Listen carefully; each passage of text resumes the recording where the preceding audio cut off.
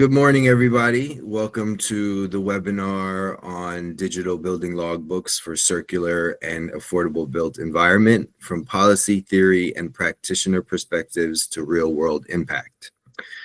Over this hour, we'll move beyond theory and policy talk to explore how digital building logbooks, or DBLs, can actually drive circularity and affordability in Europe's built environment. With over a decade of discussion behind us, it's time now for DBLs to be adopted and take action against that. Our aim here today is to break down persistent barriers like fragmented data, unclear value chains, and lack of policy urgency, and focus on practical, scalable solutions. Today's speakers bring expertise from policy, data architecture, and hands-on pilot projects, so you can expect both the big picture and actionable insights. So our speakers today each bring a distinct and critical perspective. First, Simon Dundam. He is from Reuse Materials, and he will take us to the ground level, sharing lessons learned from Dutch social housing pilots and highlight how DBLs create value for deconstruction practitioners and architects, including honest feedback from users on what works and what still needs fixing. Zsolt Toth is a senior project manager at Buildings Performance Institute Europe, BPIE, and he will set the policy context, explaining why DBLs are still struggling to land, what links them to affordability and circularity, and the political shifts we need for real progress. Last but not least, we have Jo Bronkers, president at the Foundation for International Blockchain and Real Estate Expertise, who will dig into the financial and data side, why the business case for DBLs remains vague, and what needs to change to make them valuable, and how interoperability can unlock circular marketplaces. So with that, today's agenda is broken into two parts. The first part, a shorter part, around 15 minutes, will frame the issues, starting with the policy context, why DBLs still haven't landed, where's the value, monetizing and connecting circular data, and from concept to construction site, lessons from the demo blog pilot and perhaps other pilots as well. And then part B is 45 minutes where we'll dive deeper and take questions from you all. We'll address what needs to change politically, technically, and practically for DBLs to become a trusted and widely adopted tool across Europe, how DBLs unlock measurable value for stakeholders across the building lifecycle, especially in affordable and circular housing contexts. And finally, what are the biggest risks or misconceptions currently holding DBLs back, and how do we overcome them to build stakeholder confidence? So this will be a fireside chat, no slides except for these. However, I do have each bullet point on a separate slide to guide the discussion. And feel free at any point to put your questions or comments into the chat. We will address them at the correct time. And with that, I will kick it off with part A, framing the issues. So there's no script. We're just going to let the three speakers address each topic. And with that, I'll open the floor to the esteemed speakers today on policy context, why DBLs still haven't landed. I believe, Zsolt, you wanted to start on this one. Yeah, that's fine. Thanks a lot, Zia. Thanks for handing over, and also a very good morning to a small but hopefully very enthusiastic crowd of digital building logbook dwellers. I'm Zsolt Toth. I work for the Building Performance Institute Europe. And I think, Zia, in your introduction, you have already very aptly described the fact that when we talk about building logbooks, actually, it's nothing really new of a new idea. It's the very idea of single common repository for all built environment related data has been around for quite a bit, and equally the calls for having a more systematic collection and management of data is almost all pervasive. It has been linked to design, it has been linked to construction, real estate management, renovation, financing, circularity, maintenance, you name it. And I think equally we need to recognize that there has been some progress over the past 5 to 10 years.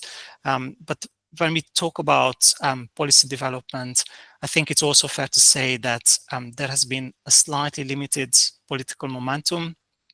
Policymakers preferred a soft approach to the introduction of digital building logbooks. They most focused on recommendations, technical studies, and if you like, voluntary frameworks. So important work has already been carried out. But I think what we have to do, and what this discussion is also contributing to, is to articulate the value of having a strong and supportive framework for digital building logbooks. And hopefully if you're able to articulate the evidence base, we can convince policymakers for them to be a bit more empowered to take action than on logbooks. I think another reason for the lack of action in this field is generally when we talk about building data or built environment data, it's just the sheer scope of data is so discouraging. One of the things that we see, why is still a common practice in the construction and real estate market, is that there is actually many data, but data is being collected, is being generated with single purposes in mind. And if you like, data is being generated by each real estate actor or market actor, certification or scheme operator or building logbook operator, but there is not much of a transfer of this data. There is very often the data has to be recreated because the data is not available. It's not trusted as well. So we see this fragmentation in the market, but we see this fragmentation also in policy making. There has been a focus on energy performance. There has been a focus on climate data.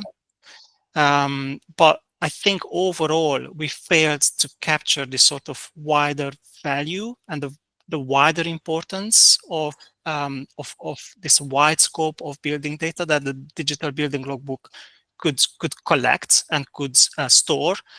We failed to do this for policymakers. Therefore, we have like different levels of data collection and data requirements in policies. We have this at product level through the means of product passports. We have this at the level of buildings through the means of energy performance certificates or renovation roadmaps. We also see this at the level of portfolios through the means of sustainability reporting requirements. But it's still something that has, be a common set of indicators and data points, which is common to all these levels of policymaking, is somehow still missing.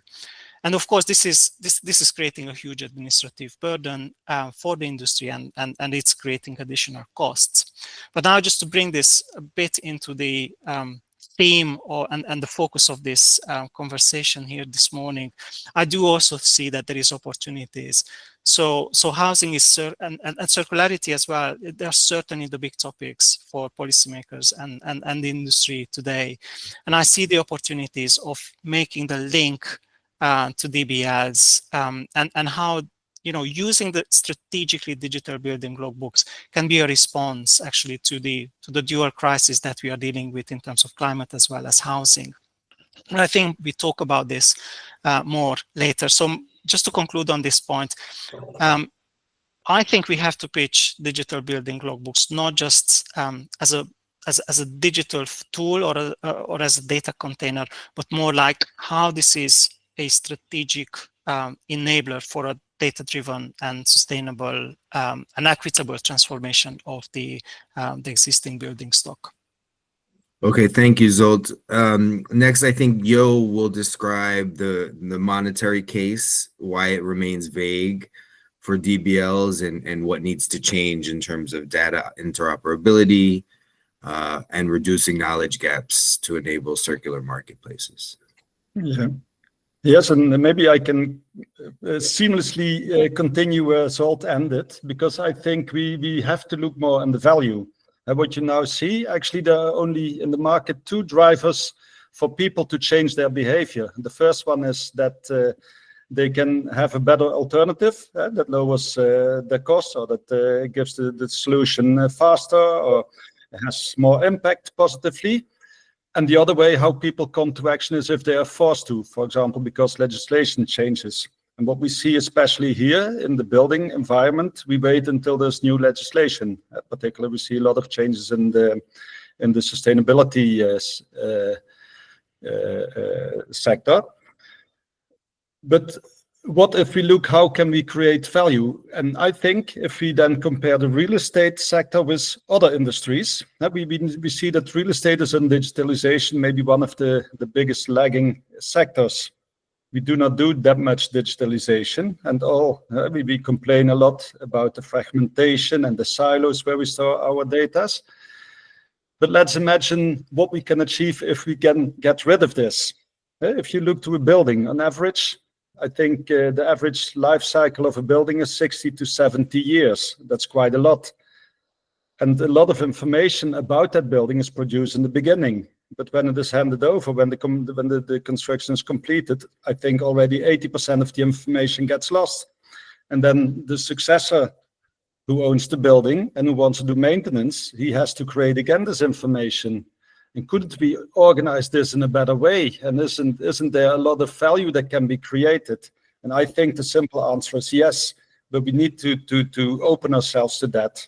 If we make a comparison, for example, and I like this example very much, if you go to Tesla, Tesla has a self-driving modus, and they look to the behavior of the top 10% of the best driving persons in their vehicles, the ones who have the least accidents, or drive with the lowest fuel, lowest battery consumption. There's no fuel.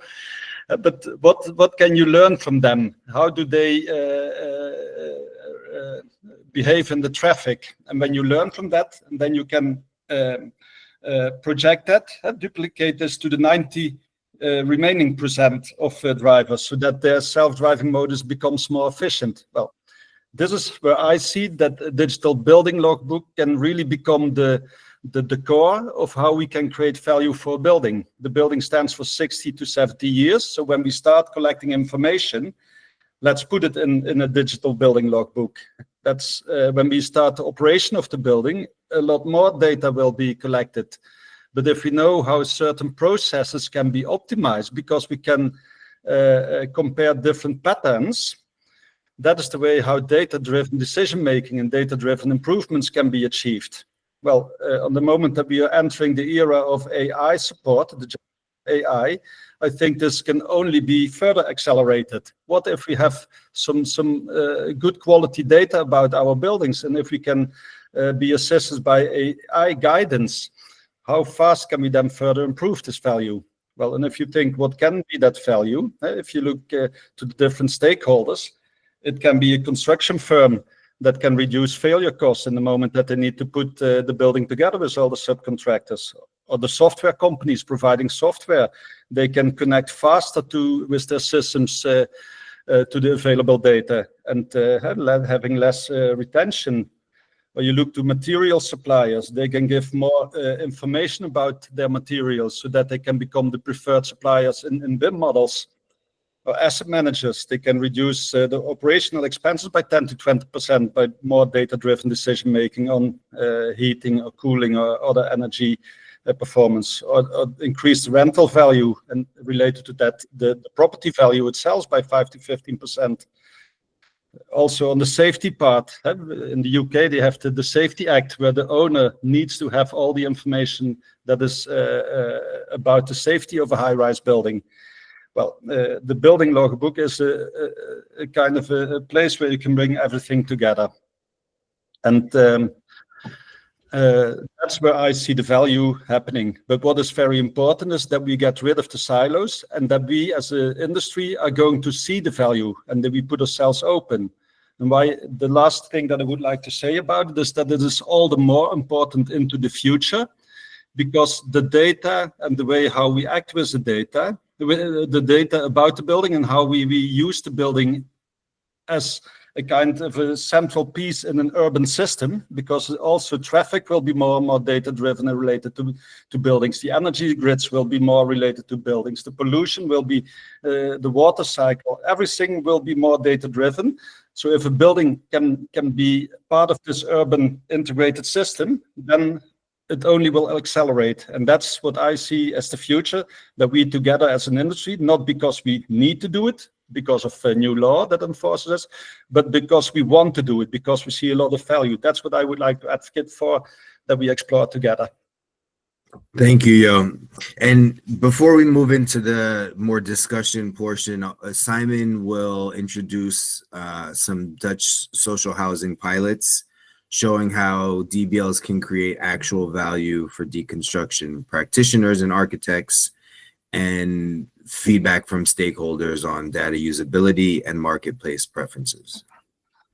Thank you, Ria.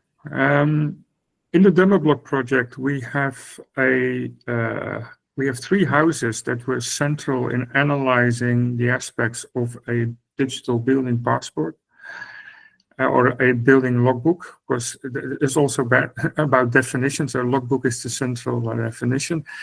And we analyze which kind of materials are in such a building. And then we also ask the question, if I know what kind of materials are there, can I take them to the future? Because we have to address the circularity issues in the Demo BLOG project. The same technique we used also in another project, which is about industrial circular buildings and making new buildings.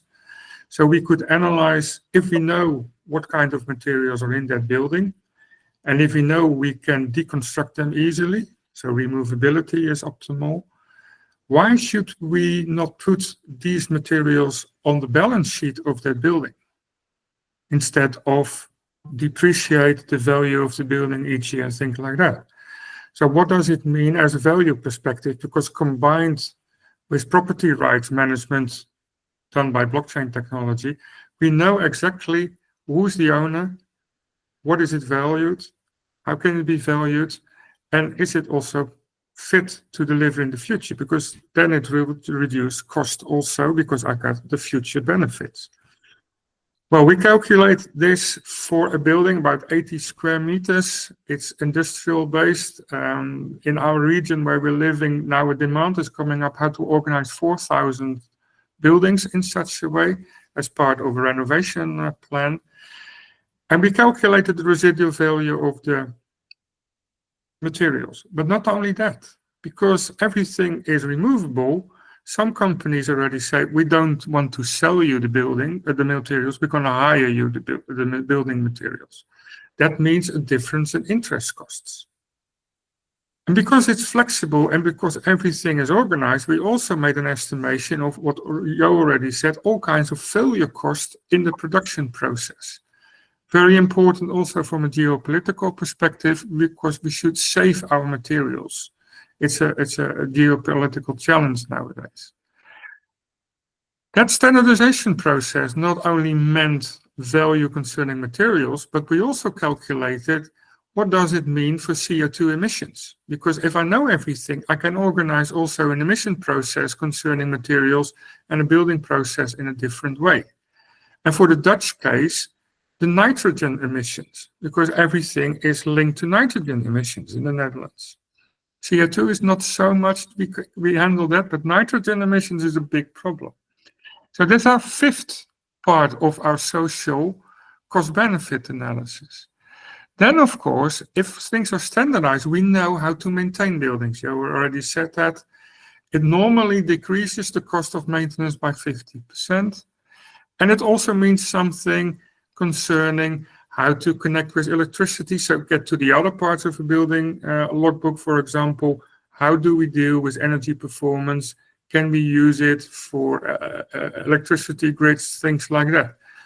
So we calculated we made a list of 11 properties concerning a social cost benefit analysis based on what can we make transparent in a logbook. And if you combine all those based on a 200,000 new house, we save about 1,500 euros on interest costs. We save about 10,000 euros on material costs. We save about 1,500 euros on maintenance. We save, or we generate less CO2 emissions, and if you calculate that with the ETS price, it was 11,000 euros difference as social value. So combined, if you put in the financial values and things like that, and look at the building different, because everything is transparent and I can organize transactions and economics in a different way, the estimated failure cost of the current way of making buildings around 30%, yeah, we get around 30,000, 40,000 euros, not only in financial terms, but also in social terms. Only because transparency drives other ways of buildings and other ways of organization of a society. So our challenge is, of course, we've got 4,000 houses to build in our region concerning what is a circular building. If you put 4,000 combined with, for example, only 15,000 euros a building, I've got an investment budget of 60 million euros going on to transform companies, to make buildings cheaper, things like that. And it's just a building or a house of 80 square meters. But of course, you have to think then in microeconomics, you have to put a transaction central to organize all your financials. And you need, for example, the property rights element on a micro level, which is explained or can be organized by blockchain registrations, things like that. That's our case we're working on. We're going to present it also in Amsterdam on the Provada, how a building looks like in this way. What does a logbook mean in financial terms for such a building?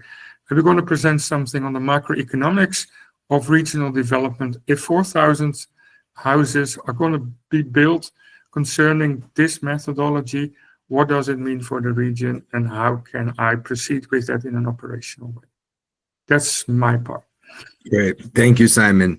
Next, we have 3 more prompts, I would say. And so we're looking to provide the 3 different perspectives to each prompt. So for this one, the first one, what needs to change for DBLs to become widely adopted and trusted? So for Zsolt, what policy levers or regulatory shifts could accelerate DBLs? For Yo, what foundational data infrastructure is missing, or how could interoperability reduce silos?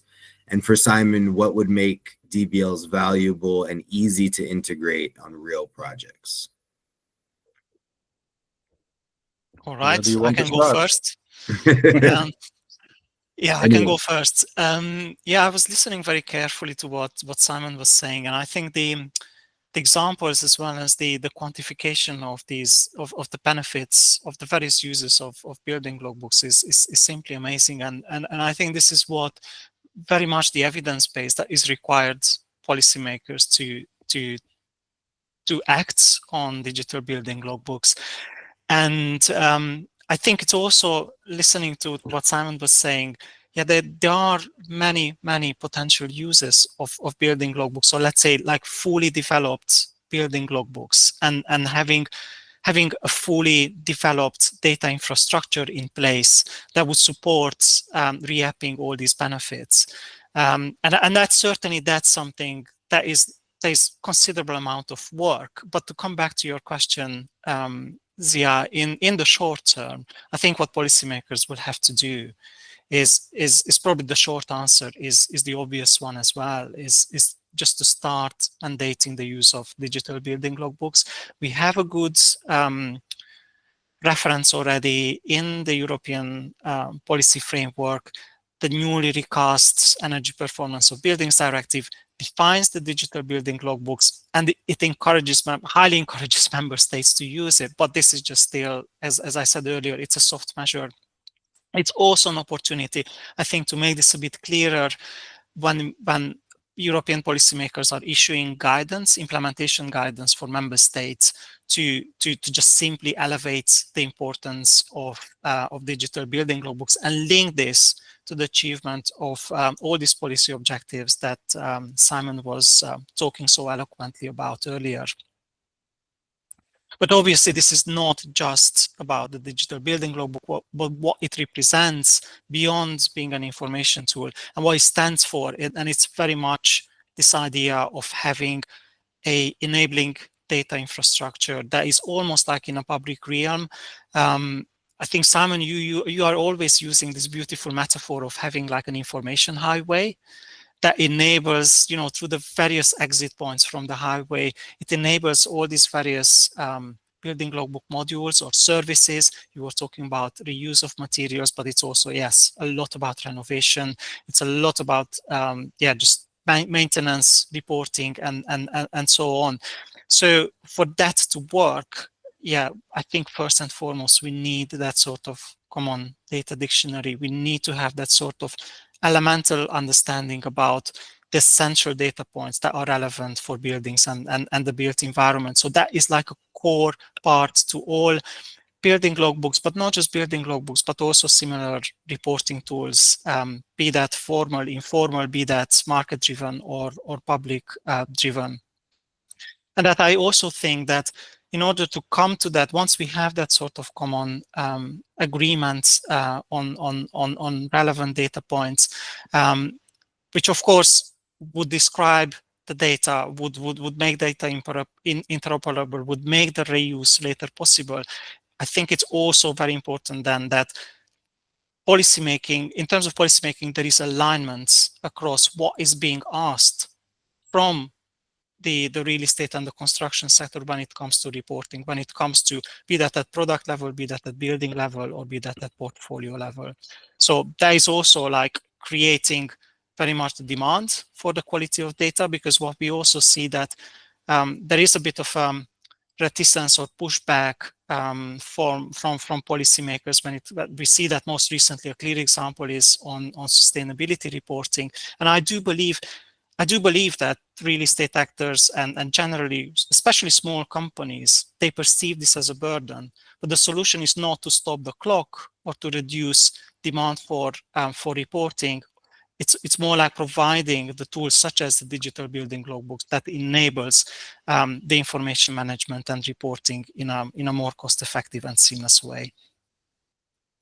If I may proceed on that, what Zsolt is discussing, as an economist see the digital highway, is that an infrastructure on data should be regarded as a highway. It is a collective good that doesn't exist if a government or other people don't see, are not able to see the characteristics of the data to be produced. For example, the only thing we need to trust those data, for example, that can only be done if we have a good infrastructure to do these things.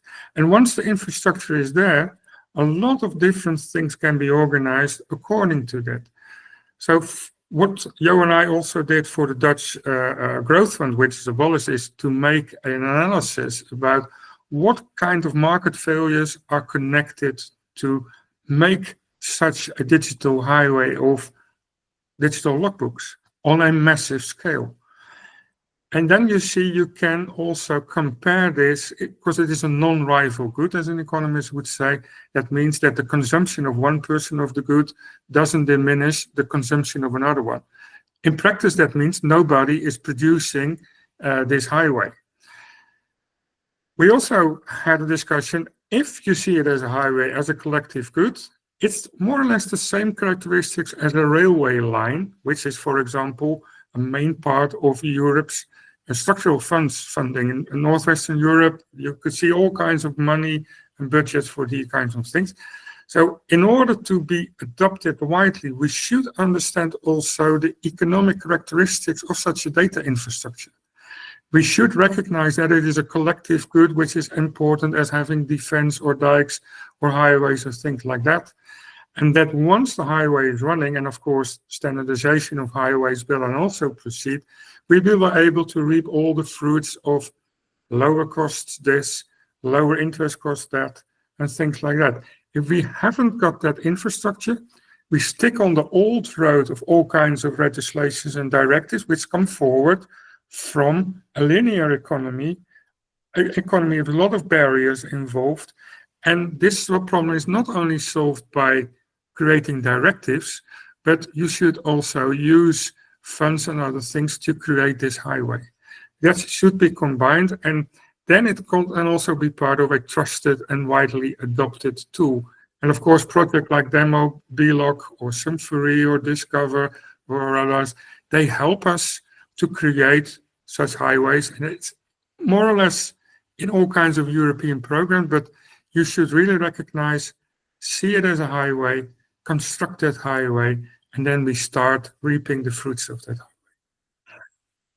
Well, and that's for me nice to follow up on that, because about constructing the highway, that's exactly what we are trying to do in the Fibri network, the global Fibri network. But I think if you look to it, the digital building logbook is a product. The market is trying to adopt. It goes with some hurdles to digital building logbooks. So it's not only the challenge of a product innovation, it's also the challenge of a market innovation.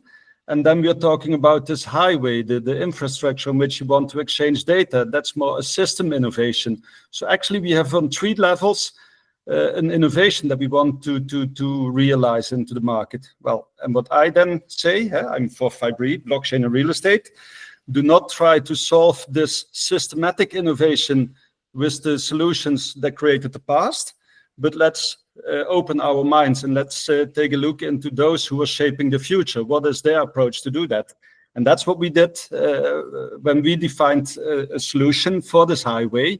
Have we looked recently, end of April, we organized a workshop on this topic in London. We invited from all of Europe and United States initiatives that are working on data interoperability infrastructure. And actually what we, when we did the research, we found out that everybody is approaching this from his own point of view for solving a problem. And the problem what we all try to solve is how can we get rid of data silos? Well, if you really look to this, if everybody is approaching an interoperability infrastructure solution from his own point of view, actually we get rid of silos maybe, but in the same times we are again creating silos, but on a different level. We don't have the data silos because everybody solved that, but we have then the infrastructure silos. And if you go back in the past, we had something similar with the videotapes. You had VHS, you had Betamax, and you had Video 2000. So before you wanted to go to the video shop to rent a movie, you first had to think, what is the system? What is the infrastructure I would like to use to read my data? And I think that this would really be a waste if we are going to do something similar for the real estate sector, because the benefits are too big to let this fail, and the momentum is there now. And what we said with our forward-looking way, how can we create this infrastructure? We said, let's be inspired by how blockchain and how internet are created. Can we make somehow a decentralized network of nodes who are going to apply certain protocols, certain exchange principles? And what should that then look like? And well, that's what we are exploring now. We came with an idea. We are testing this very small at the moment with 2-3 parties around one building. Can we exchange data via this protocol? But we already found in this group of London enough consensus to say, hey, this is interesting. If we can do that, then we would also like to pilot it. And I know in the beginning there will be many bugs. So what we said is, okay, let's pilot. So after we do until summer the 2 to 3 users pilot, then we're going to scale to 10 to 15 for next half year. And then early 26, we're going to scale to 70 to 100.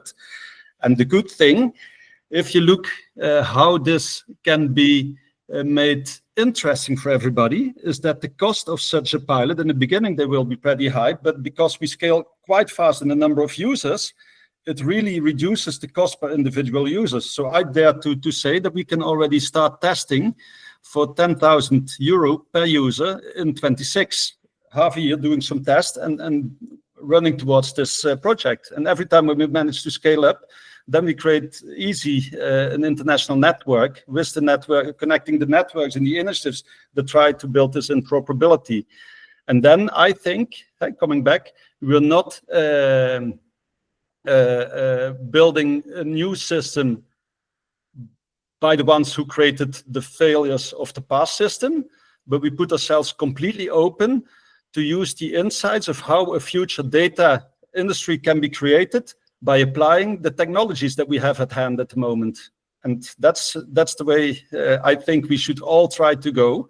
It's not to appoint one individual party who can do that, but to go and do this collectively so that we create this collective good, like Simon said, and convince those policymakers that we shouldn't look to the usual suspects, but be open to more innovative solutions, because there's a lot more technical possible than the past thinks there is. And well, let's use this opportunity and not spoil it.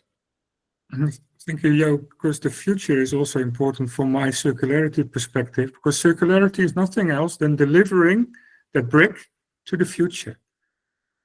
And once the brick is in the future, I've also made a circular transaction to do those things. So organizing the future and using future tools and it's also important to break through in a practical way how logbooks can be beneficial in the Internet of Buildings and Internet connected to each other. So we should always put that future perspective and then go backwards. If I solve that question, what does it mean for the different arenas, what Salt is telling about, affordable housing, renovation, alternative energy networks, things like that. And discussing the future is very eminent, but what Jo describes is organizing this future approach, including the future. Not only talking about it, but you know you're going to deliver something. The property rights, also an aspect of blockchain technology, are organized. Then I know for sure that I can reap the benefits of those investments, which are not organized nowadays because I don't have that future perspective. And it's really easy, Simon. What you say is really easy because I can give two use case examples. First is you did a lot with your company on inventorization of reusable materials. On average, I think we come to, let's say, 10% of the materials in a building in the current situation can be reused in a high quality way. Future buildings, almost 80%. Yeah, but if it goes to 80, then it's even more. I thought, what if we can expand this to 20 or 30%? But let's say if we expand it to 20 to 30, you can unlock already a global market of, I think it is $4 trillion euros. So that's really an immense amount. If it goes to 80%, it's a multiplier of that. Another one, if you look to the construction and demolition waste that is deposited on landfill every year in a region, we did an estimation for an average region of 2.5 million citizens. The annual cost is 150 million euro every year again of depositing construction and demolition waste. What if with digital building logbooks, they can contribute to organizing this a little bit more efficient? If you can already save 1% landfill, that is already a use case of 1.5 million per year in such a region, and there are many regions in the world. So there's immense potential just by looking a little bit different to the data and collaborate on data, and it's actually.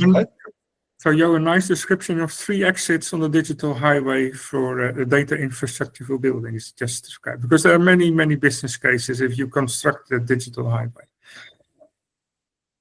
Yeah, there's really a lot, but we also need many universities to work on this, because maybe we are the ones who are trying to shape this future, but we also need to have some credibility, some researchers who do some fundamental research. What you said, Simon, the fundamental economic approach of data sharing. I think there should be done a lot more research on that, and let's share that research and debate about it, because we don't know exactly what it is, but having more consent about it, I think enlarging the group who was willing to go this way and who feels confident going this way, I think that is what we need. Well, nice, because the demo BLOG project is started innovation by 4 small companies and 1 small government agency. And we really need the bigger guys involved also in the next stage of building logbooks, because in the demo blog project, it's all innovative small companies in the UK, in France, in Germany, in Belgium and the Netherlands, but not yet the big ones. So we also have to shift that level so that the small ones can get bigger, because we're an enthusiastic group of all kinds of small companies in demo blog. And we have to combine energy and we have to combine resources and knowledge. But who steps in our companies to invest in those to scale that up? That's also a challenge for all of us. And I think I can speak for Capsa and Chimney and the other ones, that we have the right approach, and a combined approach will also lead to more recognizable results in this way. Yeah. And here, again, representing Fibri, so I see myself as representing the future, shaping the industry that is shaping this data future. I would like to play the devil of the advocate. I think that it's good what you say, having smaller companies that are exploring this, and not always put all your money in the basket of the large companies because you want to scale faster. You have this that they seem to somehow dictate the market. I think many of those large companies, they also find it really interesting to step into this research, but the perspective is not always the same as a new company, as a small company. A small company, they see a chance and they want to explore and prepare for the chance and make it happen. But what you often see is that large companies, they want to understand what those small companies see, and then understand if this is going to be something that can affect negatively their current business model, if they need to change that, or if it can completely ruin their business model. So there's not always the same intention as those small ones have, who more often really want to change the status quo. And therefore, I would really advocate for having more openness to those smaller companies, because I think they, with their budgets, lower overheads, they're really the drivers of change, and that is the change that we need. If I may bring this back to what Zsolt said in the beginning, which is the suggestion to mandate digital building logbooks based on evidence-backed pilots or solutions. How can we, as Simon said, scale up these small companies and small pilots? And Zsolt, how can we eventually prove to policymakers that these are scalable and valuable for, how affordability and circularity? Yeah, very good question. Thank you, Zia. I think it was really interesting to listen to this conversation between Simon and you, and I just wanted to bring in a slightly different perspective, because you also have like affordability and housing included on this screen, and let's just not turn a blind eye to the fact that both these topics and themes featured very highly in the last round of elections across Europe, be that national elections, be that European elections. And it's certainly an aspect that has the attention of policymakers at both EU and national level. So for me, that's the more interesting point that we could probably articulate around digital building logbooks. The very obvious immediate thought would be like, yes, how the role of digital building logbooks in improving efficiencies and effectiveness and transparency across the construction sector can speed up the seamless delivery of housing units, be that new or existing ones. But for me, this is still, and this is somewhat the perspective that I think policymakers are looking at for the time being when they look at the scaling and mandating of building logbooks. But for me, importantly, housing and housing affordability is a topic which is slightly beyond buildings and construction sector. It's clearly not just about the supply of housing units. For me, at least, I believe it's a more equitable distribution of the existing floor space. And this is why it's quite a lot about the existing building stock, the existing materials, the existing floor area, which is already being built. And I think this is what also brings out the relevance of building logbooks a lot compared to, let's say, other tools such as BIMs, which are focusing very much on it. I see its relevance in terms of new construction. But when you look at just the amount of the existing building stock, I really think that digital building logbooks are the right sort of tool to incentivize more innovation, the better use of the existing resources, materials, and build space. So, and because this is also about affordability, I think one of the question that we have to articulate, what role logbooks can play to support financing and targeting support for those who are most in need. We talk a lot about logbooks in terms of energy and climate, but how shall we articulate how are they directly or indirectly affecting the quality of life of the people, and specifically the ones who are probably more excluded or more vulnerable?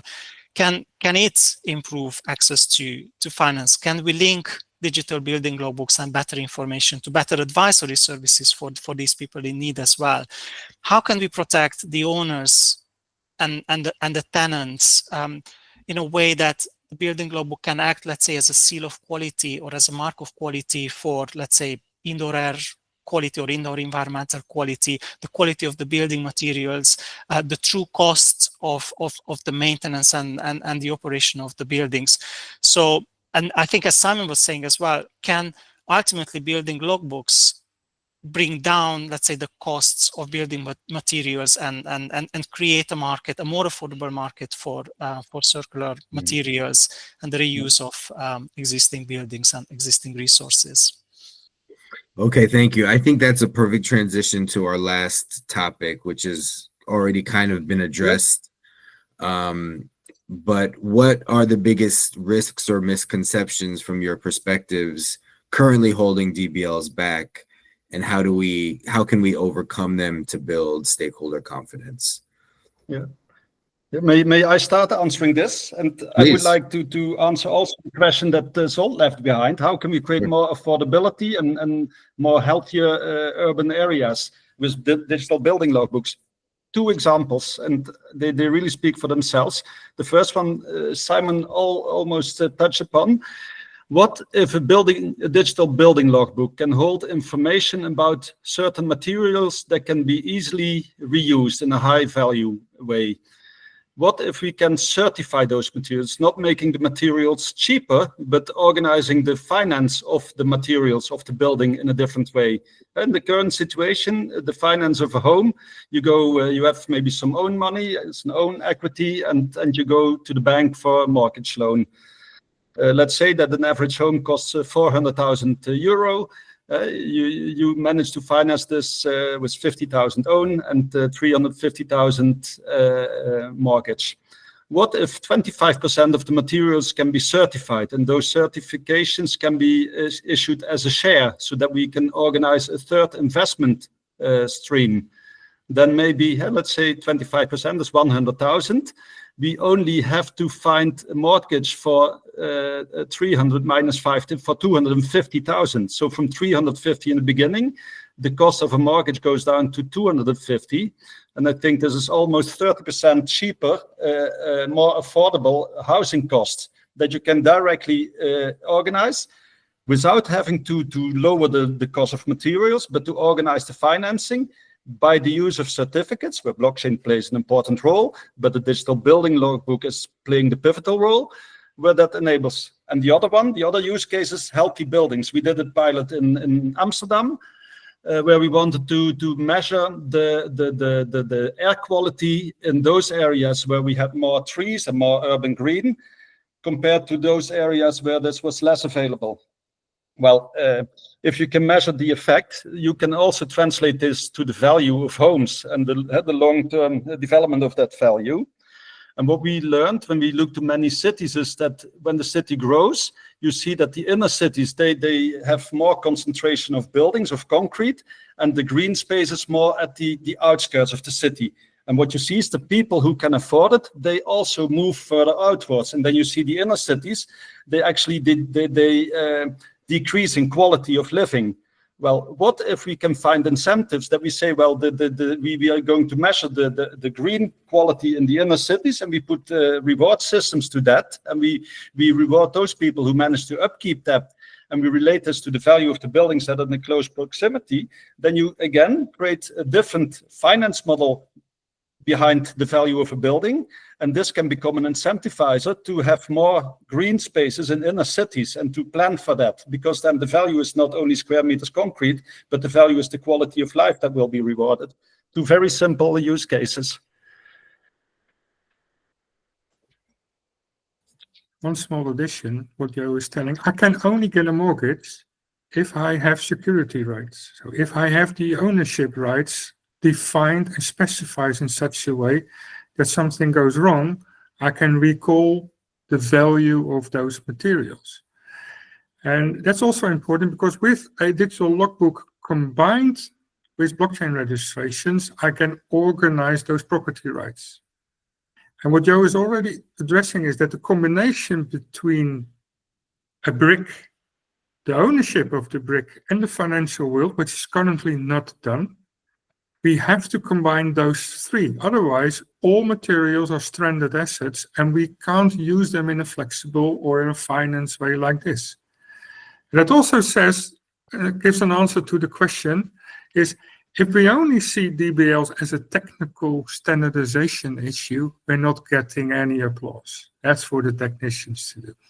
But if we create from a finance perspective also, what is the value, and then go backwards, in order to create such a value, I have to organize those property rights. Hey, I can organize those property rights with the help of a logbook combined with blockchain technology. Then I got the legal economic infrastructure organized to speed up a renovation network with electricity and things like that, to make more efficient claims on material use like that. So if we stay on the technical side on standardization and things like that, people won't understand us and that energy goes to something else. If we say for affordable housing or scaling up grids and things like that, you need transparency, you need your ownership defined, then we can solve solutions. Then we have the real case going on. And of course, we've got the issues of scaling up that with the help of those logbooks, which will be distributed on a standard and used by thousands of companies working on the same standard, more or less, in Europe, because we're not creating a monopoly concerning logbooks. We're creating a standard in which many companies can do their work. The value perspective creates a financial perspective, but that needs the infrastructure, the digital highway, which is built on property rights and things like that. If we're not able to organize that, and for example, one Nobel Prize winner, Douglas North, described how we can create an economy if there's not an economy. And he said it's about creating institutions. The digital highway is one institution. Defining property rights where property rights are not there is a second institution. And we are able to do that with the instrument of a digital logbook. And then we get into the world of finance, and then lean, flexible financing of stranded assets. All these elements get in to make it really a proper solution. Great. Yeah, all right. If I answer this slide, which you have seen, the risks, I think the biggest risk is in the human behavior, and that we approach things how we did it in the past, what I already said. Let's open ourselves for the future. I think initiatives like Demo Blog, that's perfectly, because there we see the products, they try to see how data can be exchanged. it is only understanding the problems, and the problems are quite complex. So if we have these conversations, include the universities to this as well, it's only good. But what I think the biggest risk is that the market and the policymakers, that they say, okay, we wait until there's governmental funding for a project, and that is the moment that we come in action. Let's organize this in a way more efficient way, like we did with this Internet of Buildings. If everybody who's willing to work on this, if they want to throw in 5,000 to explore how this works, and not wait until we have funding, until somebody takes it. Let's just start. Let's unite us as a group. Let's organize this together, and we will make failures. But this is also how Scrum and Agile working works. And then we explore by making failures faster, how this can be developed. But the biggest risk is that we have too many people from the past trying to not dare to take this step into the future. That's what I think we really need to be careful of, to not be hindered by them too much. Okay, thank you. Before I close, Zolt, do you have any final remarks? I think it's a bit of I think what we are discussing is the tragedy of digital building logbooks, and how to make them attractive, how to make building data attractive to the various stakeholders whose action is required on this. And yeah, it's something I'm thinking about often when it comes to the policymakers. That is, if you look at just the scale of the transformation within the building sector, be that for various climate objectives, or be that for future-proofing, resilience, better homes and more affordable homes, and so on, it's just humongous. And comparable, the investment into data collection and data management is proportionately almost like it's almost like nothing. It's really minimal. So I'm not saying that policymakers are not interested in the data, but it's really the way how to match this in a way that setting up something that could then inform policymaking, that we are focused on the real thing, and where action can have the most impact. So I will stop here. Wonderful. And with that, we will close today's session. Thank you very much to the speakers. It was extremely interesting, at least to me. So to follow the Demo Blog project, here you have the website and the contacts for the project coordinator and communications officer. On the website, you can sign up for our newsletter, and there's also the social media accounts on LinkedIn and X. So with that, I thank you very much. We'll close exactly at 11 o'clock, and we really appreciate your time, and we look forward to hearing from you. Have a great day. Thank you. Bye-bye. Thank you.